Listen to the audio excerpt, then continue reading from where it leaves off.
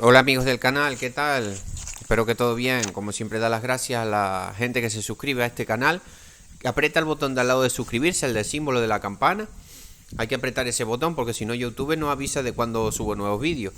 Y gracias a la gente que comparte los vídeos. Compartir los vídeos porque esto es de ayuda para el canal, para que lleguen más suscriptores, que el canal crezca. Y pues para la gente también que está en esto del cultivo del aguacate. Antes de empezar con el vídeo, decir que hay un número de teléfono en la descripción de este vídeo y en un comentario. Estoy haciendo algunas asesorías vía WhatsApp.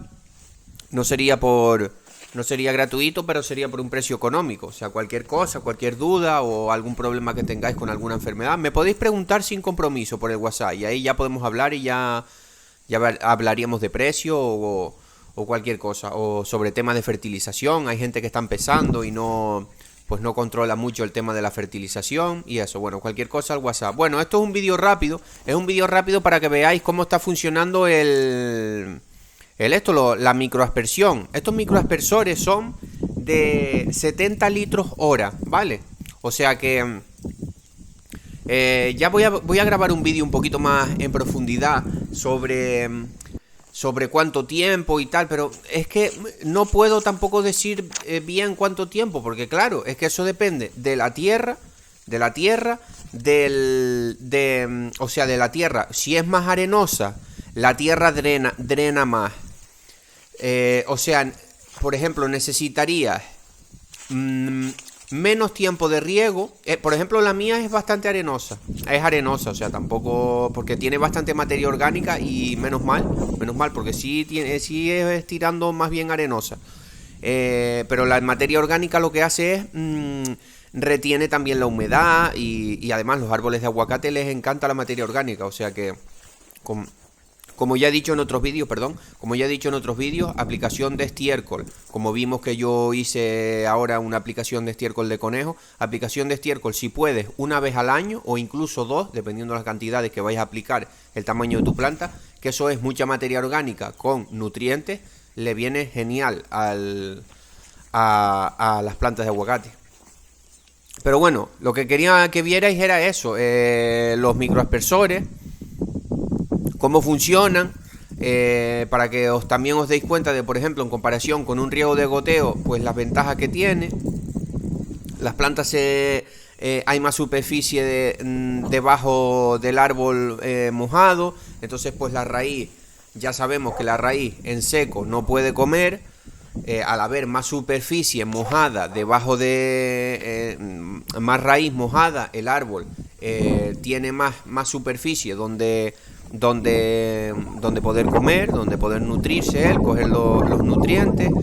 Bueno, ya hemos hablado de todos los beneficios, pero bueno, para la gente que vaya llegando nueva, pues también se descompone mejor toda esa materia. Por ejemplo, yo hago una aplicación aquí de un estiércol, por ejemplo, vamos a poner que por una planta de esta ponga, yo que sé, medio balde de estiércol de compostado por planta.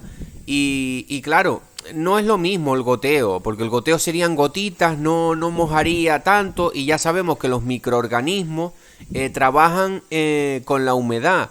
Entonces, cuando tú tienes un riego, por ejemplo, con estos microaspersores o con cualquier otro sistema, se moja más superficie, entonces todos esos microorganismos en esa humedad, pues pueden descomponer mejor toda esa materia orgánica, ¿no? Toda esa materia orgánica y todo esto. ¿Qué es lo que pasa? Un pequeño punto negativo, que lo resolvemos rápido, que se nos mojan más los troncos de los árboles de aguacate, por ejemplo, con un sistema de riego así, microaspersión o aspersión, que con un goteo. Con un goteo no vas a tener problemas de que se te mojen los troncos. Pero no hay problema. Mucha gente me preguntará, bueno, pero esto es malo, el aguacate tiene tendencia al tema de los hongos, hay que tener cuidado. Sí, todo esto es verdad, pero no pasa nada, esto lo resolvemos fácil. Si, a ver, como yo por ejemplo tengo estos microaspersores, siempre intentando no mojarlos mucho, pero no pasa nada si se mojan, porque cuando llueve se moja, o sea que no hay problema. Pero ¿qué es lo que tenemos nosotros que hacer? Pues hacer la poda, hacer podas. que como estamos viendo aquí en las imágenes, que tengo que hacer algunas podas más, ni he podido, porque esto también estoy con otras cosas y trabajo en otras cosas y eso, pero intentar que no haya ramas tocando el suelo, ¿vale? Que siempre haya una aireación. Y ahora, por ejemplo, más todavía, porque claro, ahí se va a crear más humedad, que por ejemplo con el riego por goteo. Es verdad, se va a crear más humedad, se está mojando más el tronco, y esto tiene esa pequeña parte negativa que no supera a los pros. O sea, los pros son mejor. Son mucho más los pros que los contras de este sistema de riego.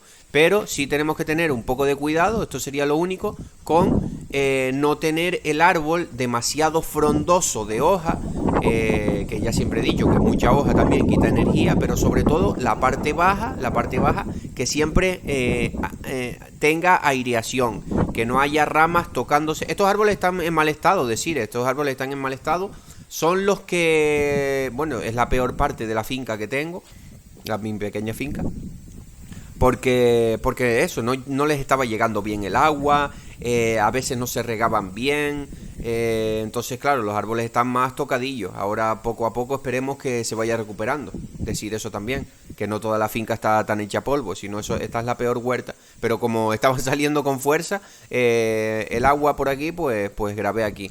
Pero bueno, a lo que vamos. Que no os preocupéis si queréis montar un sistema de riego de esto con microaspersión. Yo no vendo microaspersores ni nada, pero es que para que no perdáis el tiempo como yo. O sea, si podéis, yo el riego por goteo lo recomiendo como mucho 1 o 2 años. Ya después, y si podéis, poner siempre aspersión, microaspersión, o a regar a manguera o cualquier otro sistema. Bueno, eso, que podemos resolver este problema de humedad teniendo la planta bien podada y con buena aireación por la parte baja, que no haya ramas tocando en el suelo, ¿vale? Por lo menos medio metro de altura, que no haya ramas tocando en el suelo, para que siempre haya una aireación por la parte baja de la planta. Entonces no vamos a tener problemas. Y si tenemos alguna poda, como ya hemos dicho, de entrada de luz por los centros y tal, no hay problema, porque cuando reguemos pues se nos mojen un poco los troncos, ¿vale? O sea que no le tengáis tanto miedo a eso. Y hablando del tiempo de regar, que podríamos decir, es más complicado. Esto sí es más complicado. Quizás grabe un vídeo de esto, pero es que tampoco me gusta dar muchos datos, porque lo que estaba diciendo, en tierra arenosa tenemos que regar, por ejemplo, menos tiempo, pero más seguido. Por ejemplo, en tierra arcillosa podemos regar un poquito más, y la humedad, como es tierra, se compacta más, retiene un poco más la humedad, y los nutrientes también decirlo. Quizá grabe un vídeo rápido de esto, hablando un poquito mejor, pero bueno, para que no se haga el vídeo más largo, espero que les haya gustado el vídeo, un vídeo entretenido, y un saludo.